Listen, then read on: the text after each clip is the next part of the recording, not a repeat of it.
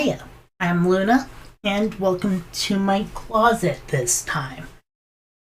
Well, you see, I'm trying out this setup in my closet for vocal sound reasons, as well as to minimize the changes that happen with light day by day here in Anchorage. So let me know if this is better than the previous videos. Now, that aside, what are we going into today? Houndour, or rather, the Pokemon in Johto, well, the Johto decks that aren't found in Johto. I wanted to specifically go through these because, of course, from a gameplay perspective, it's baffling. Why can't you get these Pokemon in the region they're introduced? But from a world and lore perspective, I think there's a lot here that needs to be explained for each of the regular use cases that you'd see. If you'd like more videos like this, be sure to subscribe, comment down below, you know the whole spiel. And now let's go to the easiest use case. Alright, here is the map of where Slugma can be found. I changed up the colors a little into more of a purple so that it's more clear where we're discussing, just in a general video sense. Now, this is the most important use case to discuss first, because Slugma is a Pokemon that just sort of appeared in Kanto with the eruption of the volcano. You see, looking at the proximity here, there is, I'll use red. There's a clear proximity between where it is located and where the eruption would have affected. Now, it makes sense why it wouldn't have gotten too much into Pallet Town or the Seafoam Islands, because they couldn't just really establish a population there. I mean, if they're just going to be spewing out of a volcano and just plop down wherever, they're going to survive in the place that is more like the conditions they need. And frankly, Seafoam Islands and Pallet Town do not fit.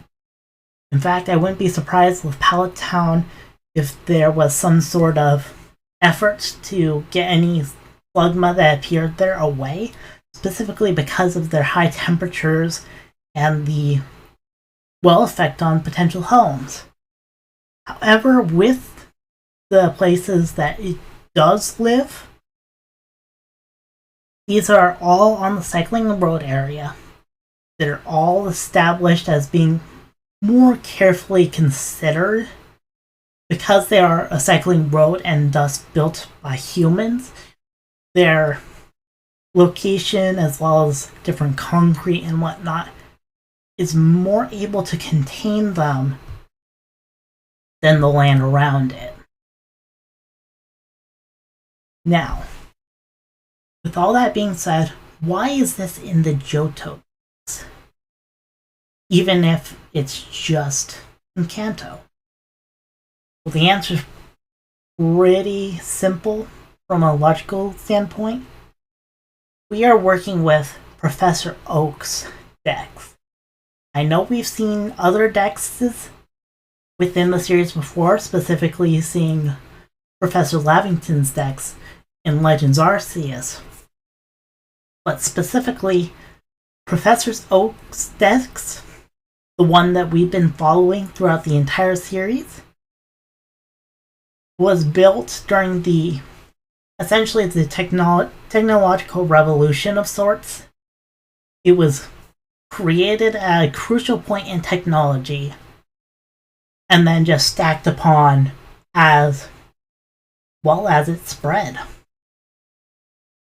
And of course, thinking about it in real terms, there's still stuff like this. I mean, like, there are a lot of companies that still have that strange C++ or Fortran code written years and years ago that no one knows how it works.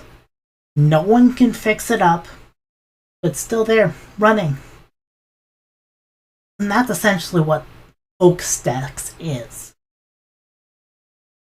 And as such, as that key component brought forth at an important time, he can just add whichever Pokemon he sees that come up in Kanto now, even if they're in the middle of logging the Johto Pokemon in that same sort of queue.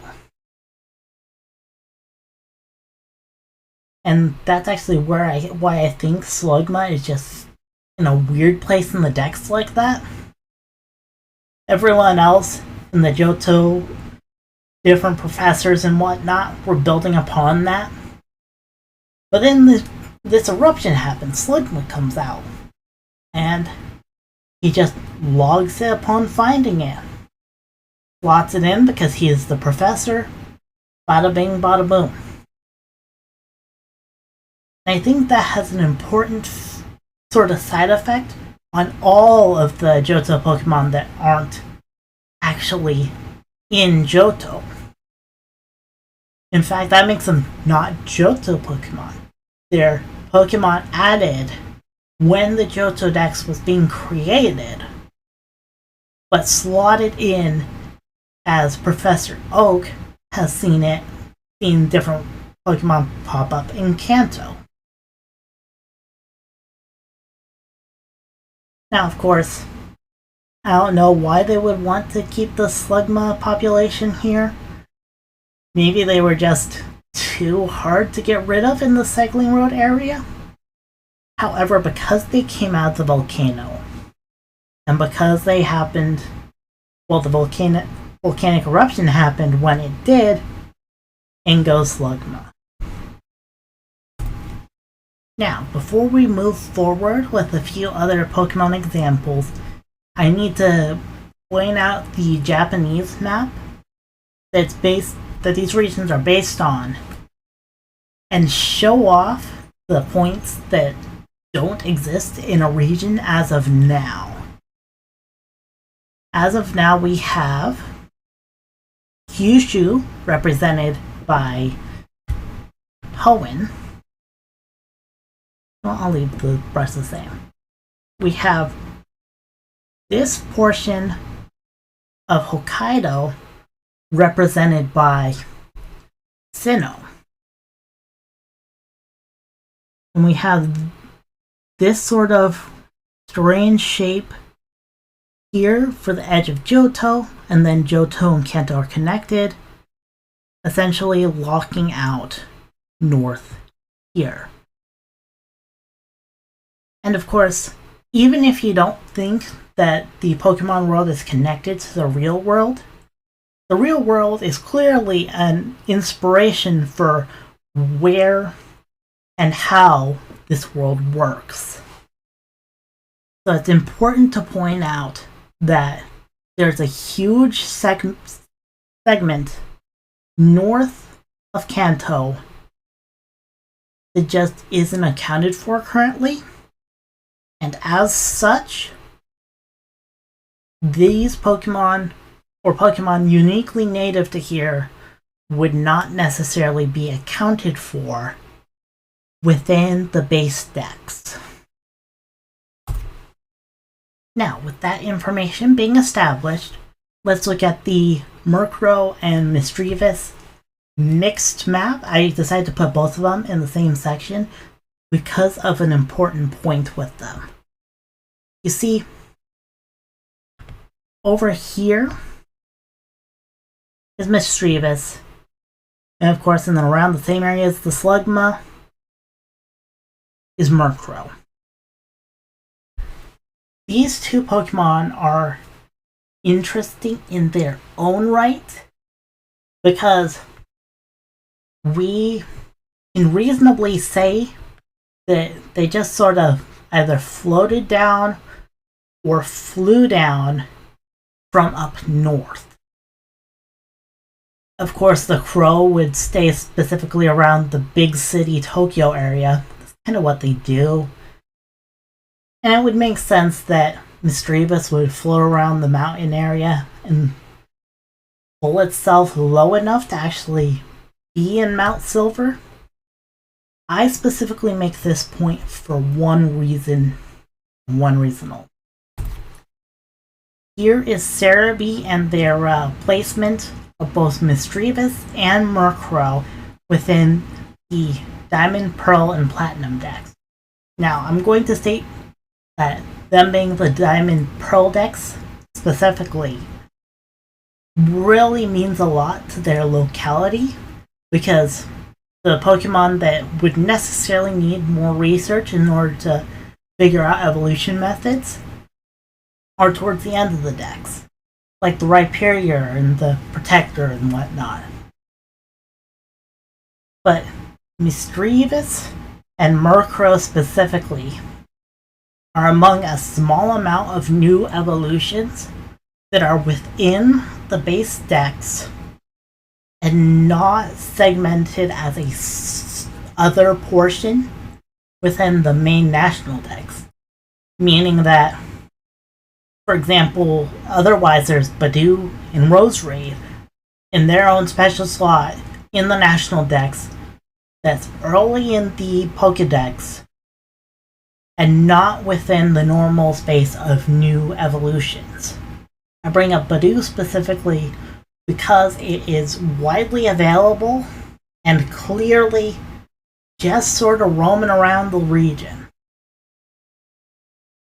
For the case of Mismagius and Honchkrow, these evolutions being separate from the other evolutions, other new evolutions, show that these are native to the region that we're looking at.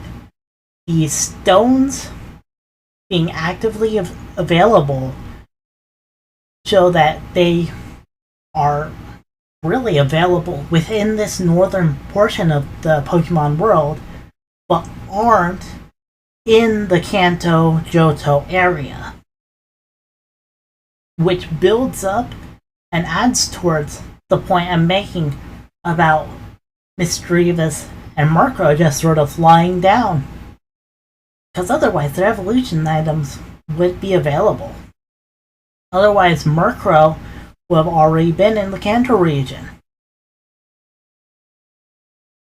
And especially with that point of the evolution item being so far north, it tells me that these are really just new invaders moving south for whatever reason. It could be climate, it could be whatnot. I can't give an exact estimation as to why. But they came down from north. They are just sort of sticking around, seeing what's what,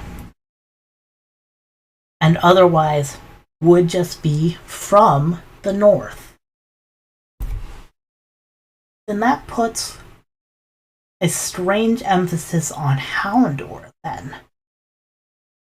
I mean, Murkrow and Misdreavus clearly came from so far north based off of their accessibility to evolution items, and Murkrow clearly stays around the cities because that's what crows do. But then, why is Houndour in this list? Houndour doesn't appear in the Sinnoh region. It, of course, is sharing a spot with Murkrow because, oh, it's a dog, it plays around with the city, it runs around. That's what dogs do, stray dogs specifically.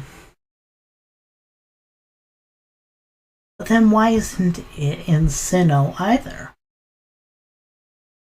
And that really goes back to the amount of space that is left open between the Kanto region and Sinnoh region based off of the mindset of it being Japan. There is so much space there that I think the most likely option in this case, of course being the most difficult one, is it coming down from up here but not having the same sort of wings as like Murkrow, to where it could actually go to the Sinnoh region, leaving a chunk of the Pokemon world where Houndour lives that is not accounted for by either Kanto or Sinnoh.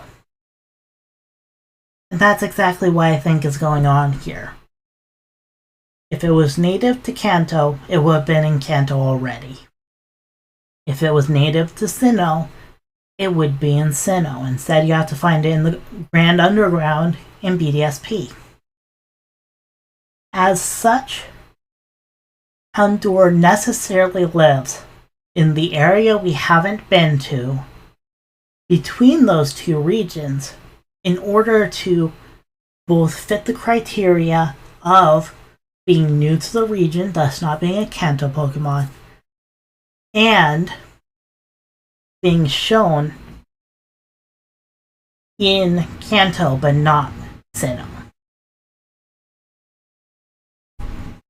Because, I mean, if it was Johto, or close to Johto, it would have gone that way towards Johto. But instead, it is on this external side of the mountain range. Thus, it's coming down from the coastal region, think in real world Sendai and whatnot, and of course sticking around at the city area because that's what stray dogs do. The only other option I could think of, specifically for the case of Houndour, is if it was brought in by someone and then just released and became wild. But I think that is less likely by what we are being told with Slugma, Houndour, and Misdreavus. If they weren't specifically Pokemon that clearly had an original point that wasn't Kanto, for the case of Slugma, it was just Volcano. But with Murkrow and Misdreavus being clearly from up north, that's what I think is the most likely case for Houndour as well. You can debate that in the comments, but be civil about it, of course. Alright, that's what I think of Houndour and just its whole scenario surrounding Johto Pokemon that aren't from Johto.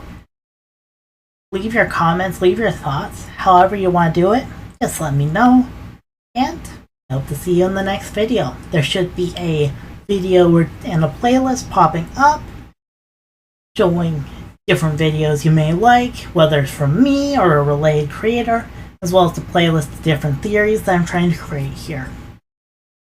Alright, and of course, if you can think of something that would improve my setup here, make the experience strong for you, let me know. Alrighty, thank you for watching.